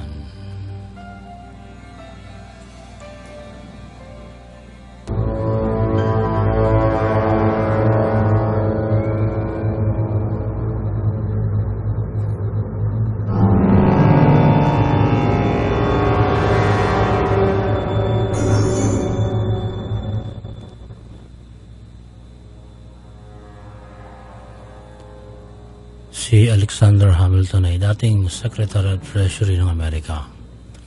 Ang Vice President naman noon ay si Aaron Burr. Nagpahayag si Hamilton sa media noon na hindi dapat pagkatiwalaan ng bansa nila si Burr. Sa galit ni Burr, hinamon niya ng duelo si Hamilton. Noong July 11, 1804, sinugod ni Burr sa New Jersey si Hamilton at pinaril. Hindi agad namatay si Hamilton at sakay ng isang bangkay, nakauwi pa ito sa bahay niya, si Greenwich Village sa New York. Nagtungo siya sa kapitbahay ng doktor at doon ay nagpagamot sa klinika, ngunit nalagutan din ng hininga makaraan ng ilang araw.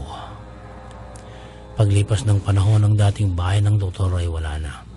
Pero ang lupa ay nabili ng isang nagngangalang Miss Carsavina. Kahit iba na ang bahay, nakararamdam pa rin ng kababalaghan si Carsavina. May gumagamit ng toilet niya, nagpa-flush kahit walang tao. May lumalakad sa second floor ng bahay kahit mag-isa lang siya. May mga pintong kusang nagsasara o bumubukas. Minsan ay nakita ni Carsavina ang isang anino sa banyo.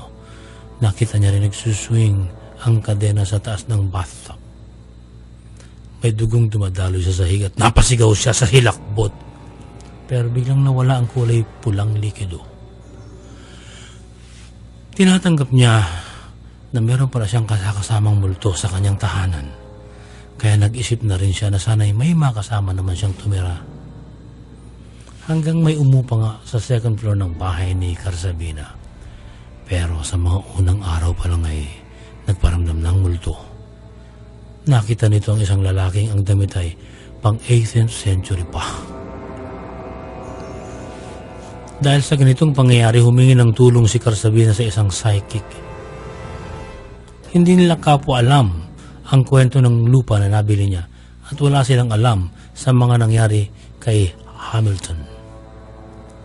Ang lumitaw ng mga imahe sa pag-meditate ng psychic ay isang bangka na may lalaking duguan at inaalalay ng ilang kasamahan. Pagkatapos ay lumitaw rin ang imahe ng isang pasyente at kalaunan ay nakitang nakahiga sa kabahaong ang pasyente. Nang malaman nila ito ay tinuklas kung sino ang pasyenteng sakay ng bangka at sino ang lumitaw na duguan at nakapunta sa kabaong. Nalaman nila na ito ay si Alexander Hamilton. Nasindak ang umupa sa bahay ni Carsavina nang masilayan ng lumang picture ni Hamilton. Ito rin ang lalaking nakasuot ng 18th century clothes na nakita niya sa second floor ng bahay. Sabi ng psychic, umaasa pa rin si Hamilton na mabubuhay siya sa klinika ng kaibigan doktor. Kaya hanggang ngayon, hindi umaalis ang kanyang kaluluwa sa lugar. Silipin ang larawan ni Hamilton sa Kasindak-Sindak Facebook page mamaya lamang.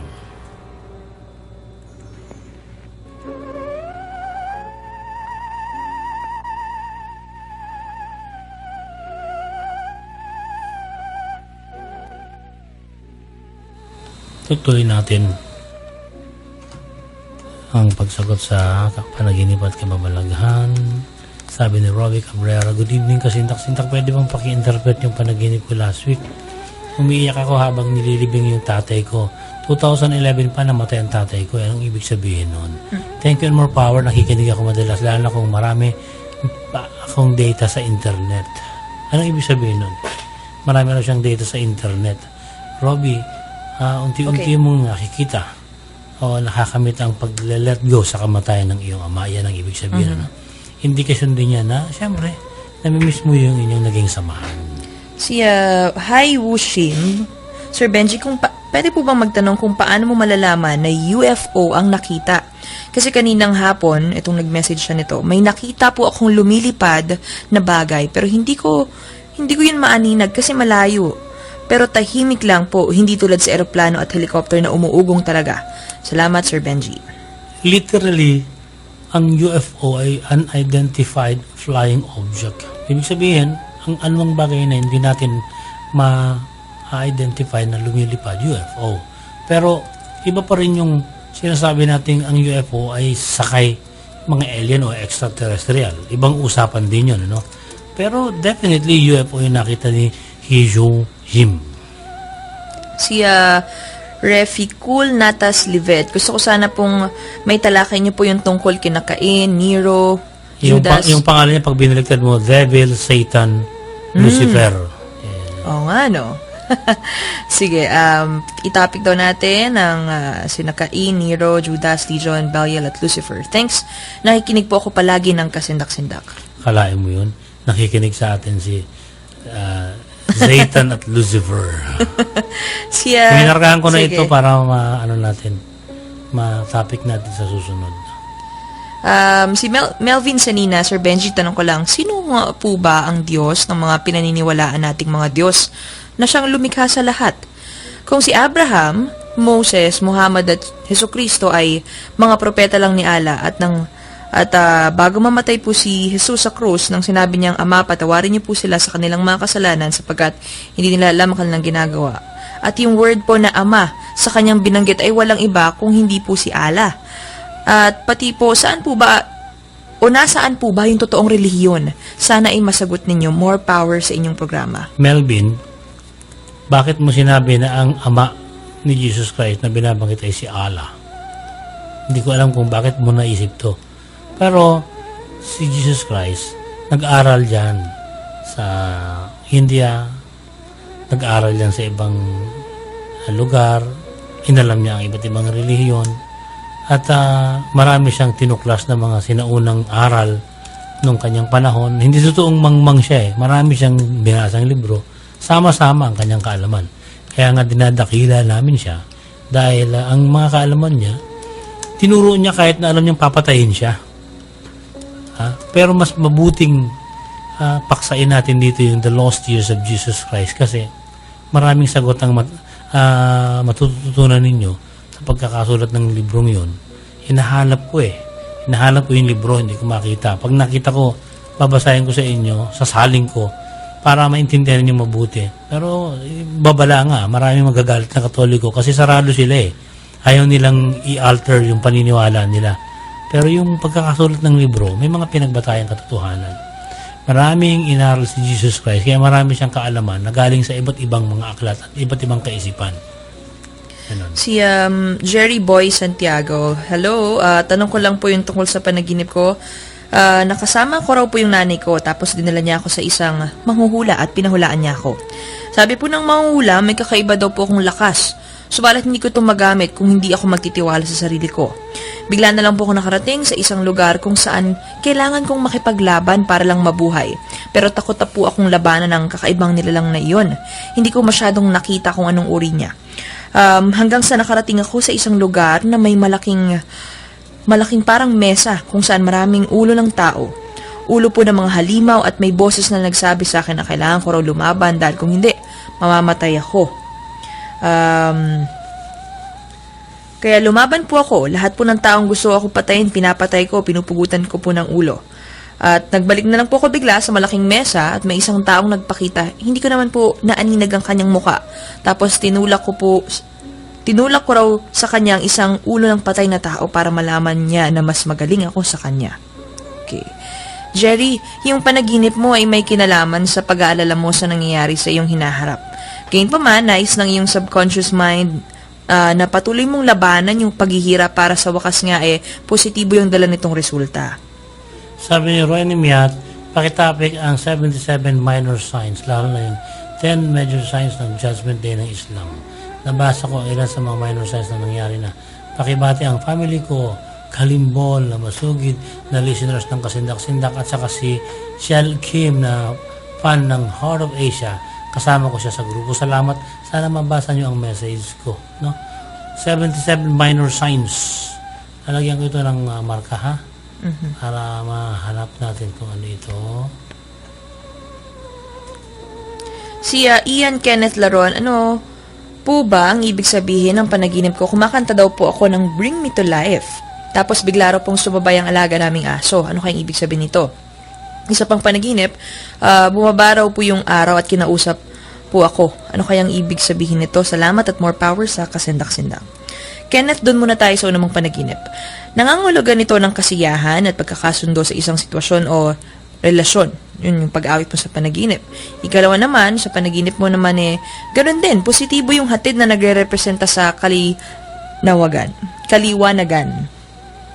Sabi ni Baby Balakala, Kasindak-Sindak, siguro nga po totoo ang UFO. Isishare ko yung experience ko, pero hindi naman ako sure kung UFO nga ang nakita ko. 1985, pauwi na ako ng bahay na kinuod lang kasi ako ng TV sa kapitbahay namin. Paglabas ko sa pinto, nagulat ko, bakit ang liwanag? Tumingala ako, akala ko buwan. Yung maliwanag. Pagtingala ako, ang daming ilaw sa taas, pabilog. Kalahati lang ang nakita ko. Inisip ko na nung una, baka aeroplano lang. Kaso, dapat maingay ang tunog. Walang tunog, natakot ako at tumakbo lang ako pa uwi. UFO ba yung nakita ko? Hindi ko masasagot, ikaw ang nakakita eh. Pero palagay ko, hindi mo na-identify UFO. Pero, sayang nga. Lagi natin sinasabi, no? Sa panahon ngayon na may teknolohiya na, pag may nakita ko na ng picture, hindi naman masama. May mga cellphone naman tayo. Maganda naman ang rehistro ng mga camera para hindi tayo nagtataka at nag-aaralan natin ang mga picture na lilitaw. Okay. Happy listening muna, Chonks, kay Apple Gamboa. Nakikinig siya ngayon. Good evening. Si Nina Noel Santos Cruz, good evening po, kasindak-sindak, and to all listeners. Listening to your program is my Sunday night habit. I cannot call it Sunday without your program. May question din po ako about sa panaginip ko kanina. Napanaginipan ko po yung lolo daw po ng katrabaho ko ay patay na. Nung araw na dadalhin siya sa simbahan, yung patay po for last night blessing bago ilibing, na late daw ako nang dating. Ako pa raw po yung may dala ng holy water na nakalagay sa bote ng alcohol. At nakasulat pa raw sa harapan ng bote yung family name ng katrabaho ko, yung ibang family name na hindi ko na mabasa.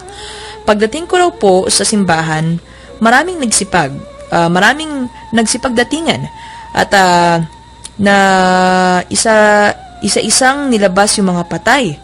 No? May mga karo ng patay. Meron pa daw po kabaong, may nakita pa akong naka-open yung kabaong tapos nakalabas po yung ulo ng patay at nakadilat pa. Ang daming patay sa kabaong na iba-iba po yung disenyo at pagkagising ko sobrang takot na takot talaga ako. No? Ano po kayang ibig sabihin nito? Thank you so much. God bless to your program. Okay, Nina Noel, yung panaginip mo ay sumisimbolo sa negatibong katangian na meron ka at willing ka namang makaiwas sa mga ito. Halimbawa, maaaring meron kang pakiramdam o feeling na matagal mo nang itinatago at ito na yung pagkakataon na kailangan mo na itong i-let go. No? Kailangan mo na ng pagbabago. Sabi ni Cameo, Greg, Ate Dea at Sir Benji, pwede nyo bang itapik ang ancestral history ni Muhammad at Lord Jesus Christ? Pagiging magkamag-anak sa bloodline. Ganun ba? Titingnan natin, totoo ba magkamag-anak si Jesus at si Muhammad? Di na mamarkahan natin to. Hanapin natin. Parami na naman ang parami ang mapaksang aming hahanapin para sa inyo, pero maghintay-hintay lang po kayo at pipilitin namin masagot lahat yan, at matalakay. Si Den Martinez, anong ibig sabihin ng panaginip ko? Nagmamaneho ako ng jeep. Kasama ko po yung pamilya, kapatid ko at magulang. Tapos bumaba sila sa isang tindahan. Tapos po pagdiretso na ako kung saan-saan. Nung dumidiretso yung jeep, naisip ko po may naiwan pala ako. Bumalik po ako kung saan sila binaba. Kaso naubusan ng gas yung minamaneho ko. At may kumagat po sa kaliwang braso ko. Malaking aso, kulay puti at may tagpi sa kaliwang mata na brown. Pilit kong inalis yung braso ko. Sobrang higpit na kagat niya, halos dumugo po yung braso ko. At bigla na lang ako nagising. Thank you and more power sa kasindak-sindak. Then, sinasabi na yung subconscious mind na ang mga ginagawa mong maliliit na bagay ay walang ibubungang malaking tagumpay. Sabi ni Ralph RDS, Sir Benji, 2 years na ako nakikinig sa inyo. Gusto ko sanang i-request sa inyo ni Ma'am Dea kung pwedeng pakitapik ang very interesting at nasisindak ng mga taga-subaybay na programa tungkol sa Hollow Earth. Di ba meron na tayo nitong Hollow Earth? Mm-hmm. Actually, meron pa nga ito. Ginawan ko pa nga ito ng video.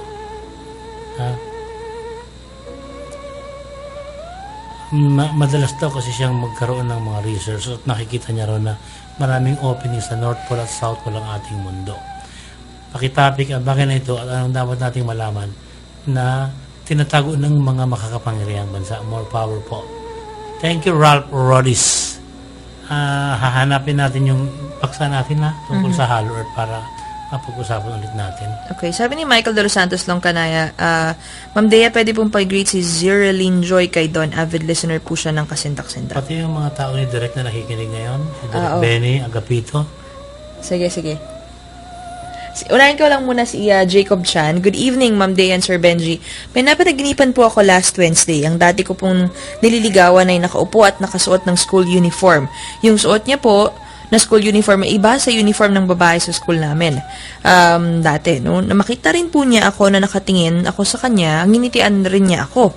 Ano kayang ibig sabihin ng panaginip kong yun? Sabi po nila, kabaliktaran ng panaginip ang tunay na buhay. Okay, yung panaginip mo, Jacob, ay indikasyon na kailangan mong makisali o makipag-cooperate sa isang grupo, no? Maaari ring suggestion ito ng subconscious mind mo na naniniwala ka masyado sa sinasabi ng iba at kinakailangan mong matutong kilalanin yung sarili mong kakayanan. Okay, yung mga staff ni Direk Benny Agapito, sila Delano, sila Jason, sila Harold, sila Si Leklek. sila Leklek. Oh, sino man Kate, ang happy listening po? Sheila, Byron, yan, kinagyan. Si Shizuka Takaku, kasindak-sindak, avid listener po ako ng programa. Napakaganda po ng mga fini-feature niyo pong mga stories. Nung bata po ako, nakakita ako ng white lady. Ano kayang ibig sabihin nun? Tapos, ano po kayang tawag sa taong kayang ipagpatuloy yung panaginip? No? Okay, progressive dream yun. At sana may basa nyo. At first time ko lang pong mag-message sa inyo. Shizuka, Thank you, Shizuka. Walang tawag dun sa taong nagpapatuloy ng panaginip, pero yung pinagpapatuloy niya ang kanyang panaginip, ang tawag doon ay progressive dream. Kung nakakita ka ng white lady nung bata ka pa, marami kasi ang nagkakamali. Siguro 99% ng nakakita ng white lady, hindi talaga siya white lady, pero may mga konting bagay na nakitang puti sa dilim, white lady agad ang impression. Pero ang totoo, merong isang kaso halimbawa na malakas ang ulan. Pagkatapos nabasa ng konti yung ilalim ng isang lugar na medyo matagal nang may mga nabubulok na bagay. Magkakaroon ngayon ng effect yon.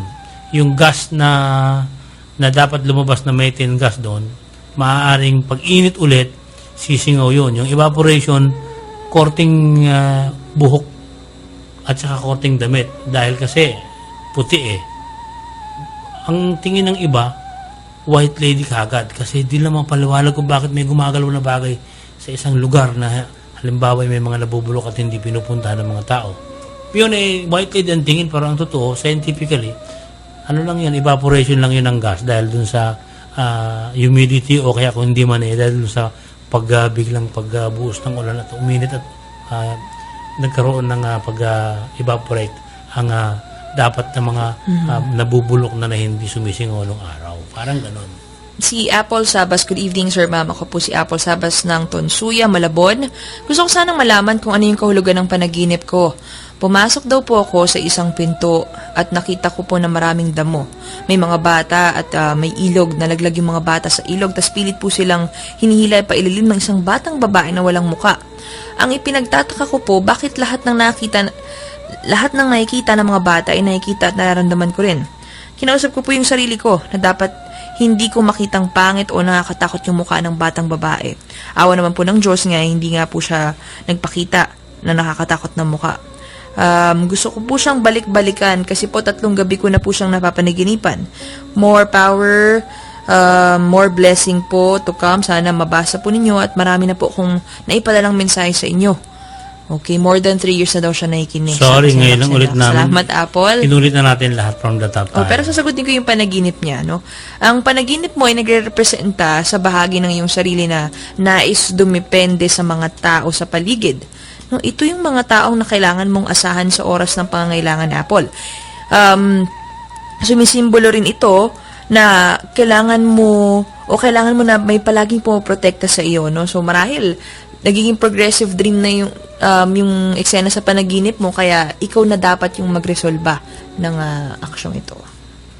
Si Sheila Adricola Serbo, gusto ko po sanang malaman kung anong kahulugan ng aking panaginip sa lugar namin. May 2 bundok na napapaligiran ng tubig. Pumunta daw po ako sa isang bundok at pagdating ko roon, may malaking butas at sa butas may mga ginto, sa kabila naman po parang isang syudad. May mga sasakyan at makaraan po ang isang buwan, ang isang bundok na naman ang napanaginipan ko. May butas din daw po ito na tumba sa tubig. May malaking butas daw ito ang natumba sa tubig. Dali-dali po akong tumakbo dahil baka natamaan ng aking ama na nangingisda. Ano po kaya ang ibig sabihin nito? Okay. Sheila, kasi yung 2 bundok sa panaginip ay nagre-representa ito sa problemang kinakaharap mo sa iyong waking life ngayon. Suriin mong mabuti kung ano ba yung galaw ng tubig sa paligid ng mga bundok. Kahit na may mga nalalaglag na mga butas, no? Ito kasi yung simbolismo ng iyong emosyon sa waking life. So kailangan mong maging mahinahon at huwag basta-basta maglilitanya sa kapareho o kapamilya o di kaya kaibigan o taong malapit sa iyo dahil maaring magdulot ito ng gulo. Sabi ni Vince na lang, tatanong ko kung totoo ba ang Tominus Hell at anong mangyari pag binasa ng isang tao. Totoong may ito lang ganito, pero hindi totoong kapag binasa ito ng malakas ay mamamatay ang babasa. Kasi kung totoo, dapat patay na ako. Kasi binasa ko ang Tominus Hell noong 2014 at hindi ko inintindi yung banta sa alamat ng Tominus Hell. Binasa ko ng malakas sa ating programa noon. I-upload ko po ang tulang isinalin ko sa Tagalog at subukan yung basahin ng malakas. Sigurado akong hindi kayo mamamatay. Mamaya abangan nyo sa Kasintak-Sintak Facebook page ang Tagalog ng Tominus Hell.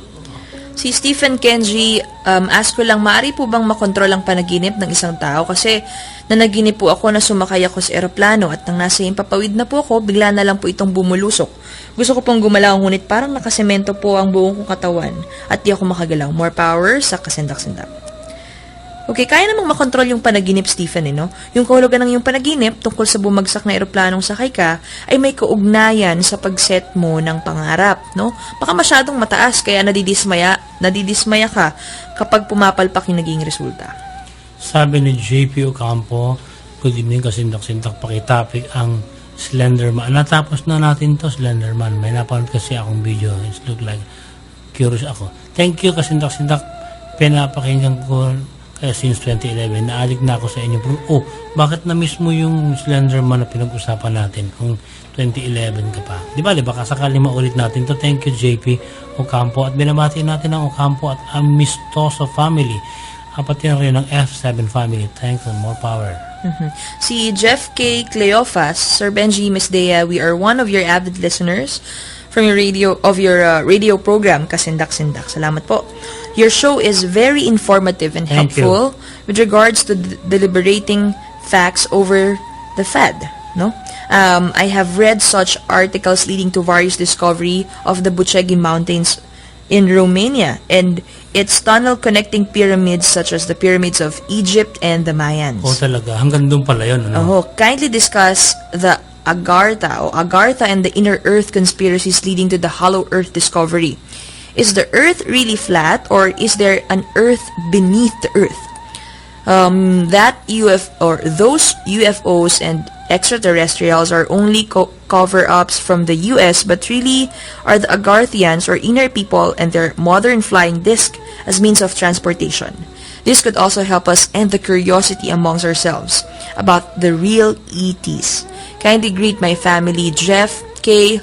Lomi, Jeffrey, Kaylee. We are your solid Kasintakers. Thanks and God bless. All the best for the success. Salamat po. Happy listening to you guys. Ganda ng mga sinabi mo, Jeff. Sige, search natin si Agartha. Yung Agartha conspiracy. Si Gones Padrino, ano po ba ang ibig sabihin ng kalapate? Taon-taon or minsan-minsan ko po itong napapanaginipan. Okay. Gones, kapag nakakita ka ng kalapati sa panaginip, ibig sabihin may kapayapaang natatamasa sa waking life, no? Maaari ring may isang mahalagang mensahe ang nais ipabatid ng Diyos sa iyo. Nais ding sabihin siguro ng iyong subconscious mind na nalimutan mo na yung galit at paghihiganti na nais mong gawin sa nakaraan. So parang nakahinga-hinga ka na ng maluwag. Sabi ni Al Pansaber, Kasintak-Sintak, pwede nyo bang itapik kung bakit hinuli si Eric Von Daniken ng CIA pagkatapos niyang isulat ang Chariots of the Gods? Thank you. Lagi ako nakikinig sa programa niya sa akin. Hindi ko alam to. No? Alam mo ba to? Hindi ko alam na hinuli si Eric Von Daniken. Baka kasi dahil nga may mga countries na naban yung book niya. Dahil nga, especially mga Catholic countries. May kaugnayan din ito yun sa yun. Si Docs Jomel, good evening. Every night po ako nakikinig sa inyo since 2013, no? Share ko lang po yung nakita ko last year, December 27. May nakita po akong isang napakabilis na hindi ko po malaman kung UFO po ba at isang bulalakaw lamang sapagkat nakita ko itong tumatakbo ng napakabilis na paggewang-gewang o pa-zigzag-zigzag sa kalangitan. na nagmimistulang parang jellyfish na kulay pula. Sana ay mabasa po ninyo. God bless and more power sa kasindak-sindak. Sensya na po kung wala po kong video sapagat napakalabo po kasi ng gamit kong camera kaya hindi ito makita sa cellphone. Alam mo yung bulala ko, kadalasan na nakikita ko nung maliit pa ako, puti yan eh. O kaya kung di mo puti, yellowish. Pero pagka pula, parang medyo nakakamangha ng konti. Saka ang bulala ko, ang bulusok niya, diretso lang. Kung gumigewang-gewang, hindi ko na may paliliwanag yan, pero UFO sigurado dahil hindi natin na-identify no? Hindi natin alam kung ano yun. Pero maraming salamat sa pag-share mo. Si Rowena de Los Santos Montilla, magandang gabi. Gusto kong itanong ang tungkol sa napanaginipan ko. Matagal na, no? Matagal na ganito yun eh. Sa elementary, nanaginip ako, nakahiga sa bahay namin, tapos may korting anghel, no? Na parang nasa ulap, no?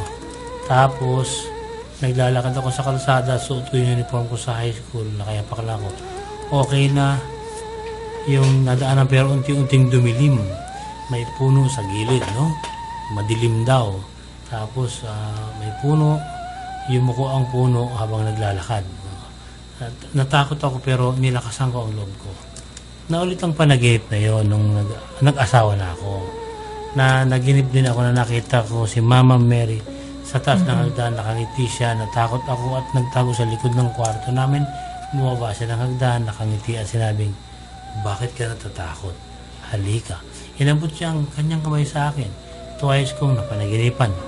Nung dalaga nga ako, at ngayong may asawa na ako, at may panganay na anak na ako, last week, napanaginipan ko ang bunso ko.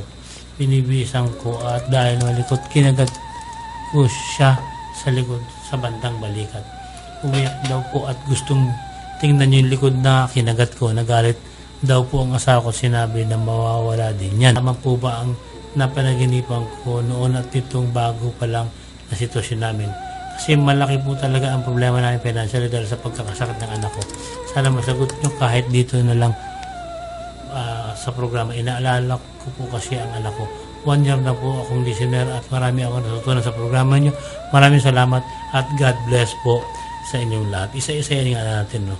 Normally, pag nakita siya ng anghel, no, Mama Mary, ito yung pagkakataon na ang isip mo sa waking life ay nakatuon sa pagdarasal at paghingi ng siguro sa spiritual na bagay, yung paghihingi ng kapatawaran kung may kasalanan. Sa sitwasyon niya ngayon, parang paglapit muli sa Panginoon yung kanyang nais na mangyari. Dahil siguro nga, meron na talagang sinasabi ang subconscious mind niya na may problema kayong dapat na tingnan. Tsaka bukod doon yung sa anghel kasi may pwede rin itong magrepresenta doon sa kabutihang nagagawa niya sa isang tao, sa isang bagay. O malamang yung nabagit niya doon sa panaginip niya, no? Na yun yung na-acknowledge yun ng subconscious mind niya. Kaya ganun yung pakiramdam sa panaginip, parang peaceful. Okay? So may comfort na nararamdaman. Doon sa nabanggit niya yung high school, so high school naman, marahil nagre-representa ito doon sa bonding na nangyari nung iyong kabataan ka pa at yung mga spiritual lessons na natutunan mo nung ikay nag-aaral pa. Kaya konektado to eh. May parang ibig may sabihin, puno rin siyang nabanggit, diba? Ang puno kasi symbolizes growth, desire. So, parang dahil sa dami ng problemang hinaharap niya ngayon, naghahanap ng comfort yung kanyang sarili sa mga nagdaang panahong masaya siya at naghahanap ng comfort sa paglapit mo sa Panginoon spiritually. Kaya yung subconscious mind niya, pinapaalala sa kanya na, ito yung nangyayari sa iyo ngayon. At least, normal yan, wala kang dapat ikatakot dyan. Ubus na oras natin, alas 12 na pala. Maraming salamat sa pakikinig ng ating mga kaibigan si Lim at Ed Policarpio ng Lotus Spa, si Utol Renet, Utol Banzi Vitalbo, si Levelita, Tanghal, Ruth Calixton, Camille Ombrag, Misa naman ng Sala, Harold, Heidi at Jaden Bangita. Yung bandang Plitora, si Ferdy Gomez, nakikinig lagi sa atin yan. Si Paring Budget Marimer sa Mulawin. Thank you very much sa kasama natin dito, si Edson Santilisis at saka si Georgine Milena. At siyempre, kasama nyo palagi naghahatid ng mga gandang kwento para sa kasindak-sindak si Diary Casio. Ako naman si Benji Felipe. Nagsasabing palagi lang tayo magdasal at tayo palaging pagpapalain ng Panginoong may kapal. Hanggang sa susunod na linggong muli ng kasintak-sintak na programa.